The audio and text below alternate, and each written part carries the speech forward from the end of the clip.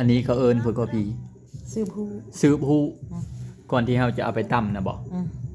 สืบนะเฮ็ดเอาเลยสืบแล้วนี่ก็เอาเฮามันไปโอ้สืบแล้วก็เอาเฮามันห้ามมาพระนี้สิเลอเฮามันเดี๋ยวนี้นะนี่เฮาอันนี้เฮามันเนาะเฮาฮู้บ่เอิ้นนะกว่าสิได้เสื้อผ้าตัวหนึงทุกคนเฮ็ดกลางคืนแล้วเห็นหงส์อยู่บ่เห็นแล้ว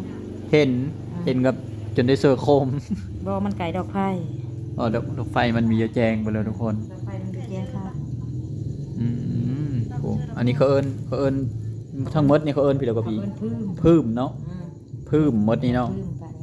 อันนี้นะพี่เด้อนี่อันนี้นะเห่ามันนี่เห่าพึ่มเห่าฮู้นะบ่เอิ้นเห่าฮู้เห่าฮู้อันนี้นะพึ่มเอิ้นพึ่มโอ้เฮ็ดกลางคืนแล้วพี่น้อง